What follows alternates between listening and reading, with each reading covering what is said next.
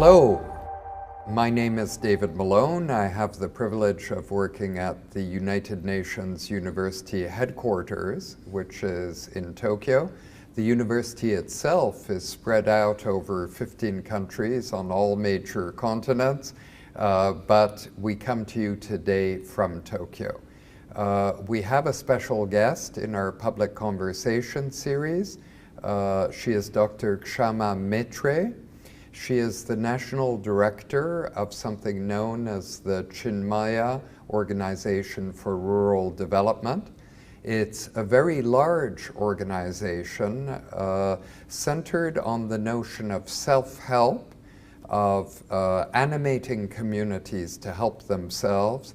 It's in a beautiful location in India, in the foothills of the Himalayas. Their headquarters is in a small town called Sidbari. It's very close to a famous town, Dharamsala, and also to McLeod-Ganj, where the Dalai Lama lives. So there's a high concentration of distinguished institutions and people in this very, very small corner of India, because India is such a huge country.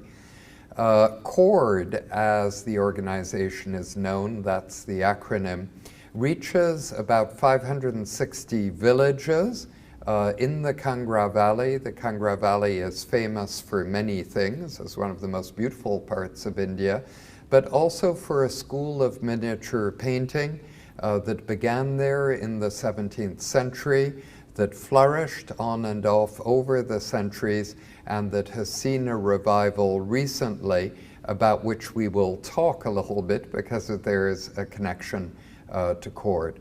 Dr. Metre comes from a distinguished family in Delhi. She became a medical doctor and practiced as a pediatrician in Delhi, had a very successful practice, and in 1985, at the outset of CORD, she dropped everything, moved to the hills, and has been there ever since, renouncing all the comforts of city life she used to know. But I think my sense from you, Kshama, is that you get enormous pleasure out of the work that you do. Yes, I enjoy my work thoroughly.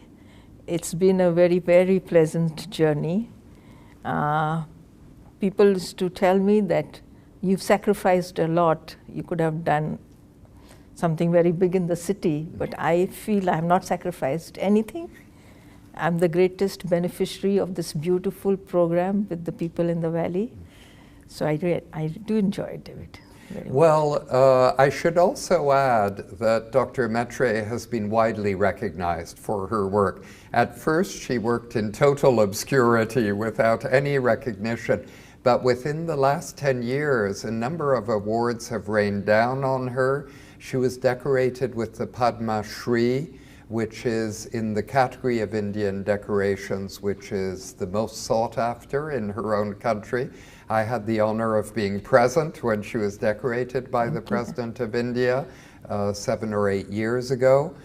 She was the Guardian Humanitarian of the Year only 2 years ago. So the work of her organization and her leadership thereof has been very widely recognized. But now why don't we discuss how you started, because you had to start somewhere, what worked, what didn't work, and how that led on to the organization you head today. So the beginnings, Kshama, what were they? In the beginning, we started with maternal and child health in a remote villages of the Kangra Valley. These villages were given to us by the government of India in those areas where there were no health services. This is where my eyes opened to many things. We saw very closely the trials and tribulations of the village women, very poor village women, especially when we would be conducting deliveries of children, babies, sometimes under a kerosene lamp. I saw how difficult their life was, and this is when we began to think that an isolated health program will never change things. The multidimensional aspects of poverty need to be addressed more holistically. So the best way to do it was to talk to the women themselves. And that's when we've started forming women's clubs. And from them, for that women's club emerged a very good holistic program which has come bottom up. It has been designed with the women themselves. Some things that they would change themselves, self-participatory, and some things that we would help them to change by training and providing certain services.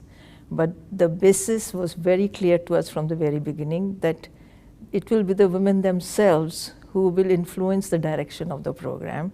It would be very much active participation program, and we will do what they think is best for them. However, it was difficult because of the fact that in spite of the groups of women groups running very well, poor people in the country do not have any access to microcredit till very late when the microcredit system in India was developed. And it was only when the government of India made it possible for banks and the self-help groups in the villages to be linked properly and made policy changes so that the gap between the village people and the banks was solved very, very easily. The system is beautiful because it is very simple. The financial capital of the banks was linked very well with the social capital of the institutions called self-help groups. The other good thing that they did was that systems and procedures of the bank were kept easy, but they were linked and merged to the self-help groups so that the independence of the self-help groups remains. Now I would like to explore with you the concept of self-help groups. The concept of self-help groups, whether they are financial or non-financial or formal or informal, are universally the same. So the concept in our self-help groups of the poor remains the same as self-help groups for, let's say, Alcoholics Anonymous, self-help groups for chronic illness, disabilities. The real crux of any self-help group is the emphasis of the self-help groups that they would help themselves first rather than take external help. Now, this concept is ingrained in all the self-help groups. As a result, their strength comes from their own affinity, their own trust, their internal resources and strength. And what is more interesting is that they understand that they are the most knowledgeable about their own needs and conditions, and they stress on this because they are the ones who are experiencing it. And another factor that comes out with the self-help group concept is that, paradoxically, it is the best way to give help to help oneself. Giving help and receiving help bilaterally as a sharing concept keeps equality, it keeps dignity of people involved, and it does not lose their status as a person who's receiving help all the time. They don't become dependent to any system. They retain their own sustainability and their organization sustainability. So this concept, which we have tried to maintain in the self-help groups, has had many results. Now let me tell you about the self-help groups concept as such in the self-help group of the poor. It consists of 10 to 20 members, usually women, who meet weekly, bi-weekly or monthly. It's a regular meeting that they have. They save a small amount of money, which is comfortable for all of them in each meeting. Then this saved money is pulled together to lend out to their own members at an interest rate that they decide. No one else decides. Repayment schedule they decide. And the dispersal and the purpose, everything is left to the group. As a result of this, their managerial skills develop over a few months. We help them to build up their capacity, to build up their financial discipline, and help them to get into good financial decisions. Once they have learned to manage their own groups and have loaned out to each other, repaid, then only the banks come in. Banks come in after 6 months to 1 year, when the groups are considered matured enough to come into the system. And the bank loans the group about 2 to 4 times their own savings, which gets aggregated to the loan, to the saving of the group. As a result, the social pressure is very good. There's no physical collateral required, and only a very simple per se agreement between the bank and the group is enough. The bank does not give loans to any of the individuals. It gives it to the group, and it is left to the group how they disperse. As a result, the transaction cost for the bank comes down, and the flexibility of the group remains very strong. Over the years, with the self-help group concept, certain things have come out very clear to us.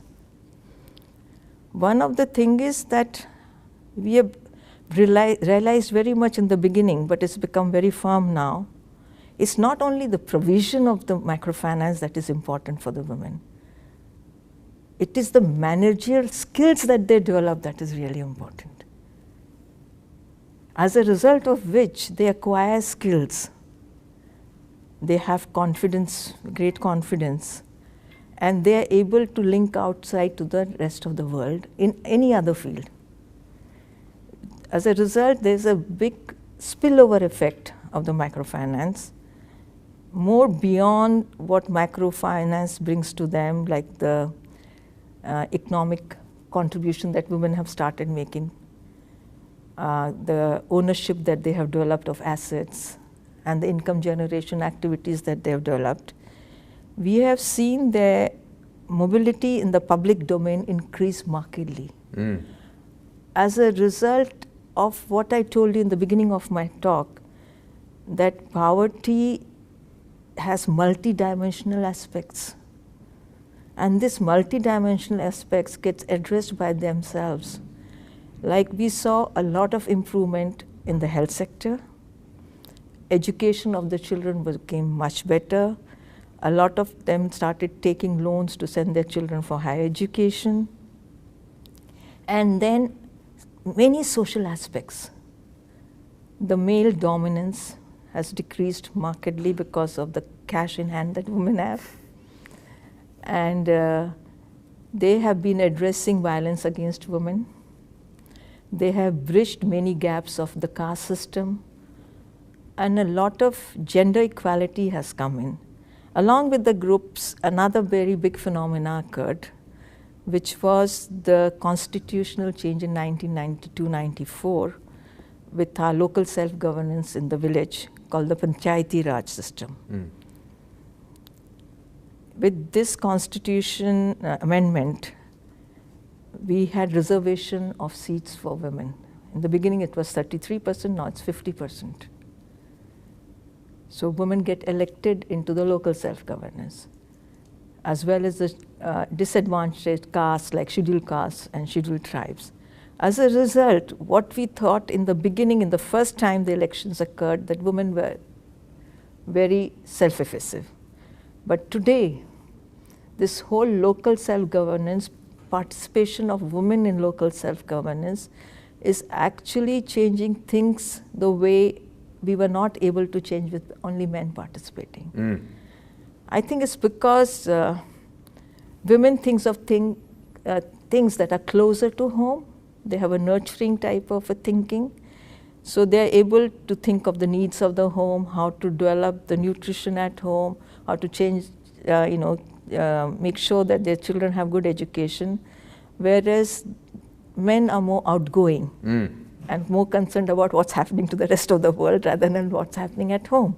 So it's a good combination of both, because when I look at the local self-governance now, men think of roads, communication, electricity, and things like that. Women think of more water with fuel, fodder arrangements. So it's a good complementary arrangement. Great. Well, I think we should turn now to one aspect of what we're trying to do in Tokyo during your visit. I find that often social programs, no matter how effective on the ground, seem very abstract to people a long way away. Yes, they can hear it, they believe it in abstract ways, but often seeing the difference that a work like yours can make somehow brings it to life. So you agreed to bring with you to Japan a young man who is hearing impaired with his sign language interpreter, to whom your group was able to teach a skill, whereas he had been largely disempowered by his earlier education. Could you tell us a bit about that, Kshama? Yes, I think it's a very good question that you asked me this. See, the poor are anyway disempowered with their rights, their opportunities, and their entitlements. But as soon as you can provide opportunities, especially to people who are poor and disabled, two vulnerabilities, I've seen that they can do amazing things. We just have to be creative enough to understand what would suit them. And luckily for us, some years ago when we met Shivank, we were in the beginning a little helpless about what could we do for him in life, because his school education was only till 6th standard. That too was not too good. But we observed that the people with hearing impairment, some of this young youth we were working with, were very observant. And they were interested in things around them because they couldn't hear. So we thought of painting. And then when we thought of painting as a livelihood for them, we realized that the Kangra painting was not getting promoted at all, although it belongs to that area. So why not train them? It took us 6 years of training, but you can see the results today. We had a trainer coming from the museum, the Kangra Painting Museum, to come and help us out. But I think it is to the credit of these youngsters, this youth, that they worked towards it, in spite of the fact the parents could not understand how could you earn a livelihood with being an artist. It was beyond them. Oh, we need our children to come back to the farm. They must do some farming. How will this give them a livelihood? But soon enough, when these children started earning, especially Shivank's mother knows now very well, that's a good livelihood. And the other parents are very much now stabilized and happy that their hearing impaired children are earning well. And the Kangra painting is something that is very much unique to Kangra. So when we go out into the market, we are not competing with other products.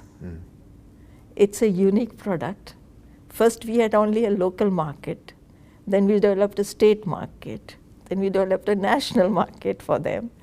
And today, you know, with your help, people like you, we now have an international market for these paintings. And we are very happy because these youth are very happy themselves. They all have got married, the self-help group of these hearing impaired youth. 1 or 2 are going to get married soon.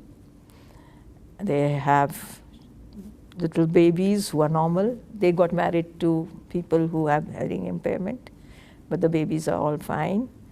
So I can see a marked change from despair to complete independence, and from disempowerment to really empowerment. So no more the domination or the discrimination or the disparity that we saw earlier. I think we have a very good, happy ending with this kind of. Well, with this painter who is with us at the moment, who's extremely talented, it much must be said, like some of his colleagues in the group, I've noticed in the 7 or 8 years that I've known him, that he was always a very calm and serene person, but today he's also a self-confident person.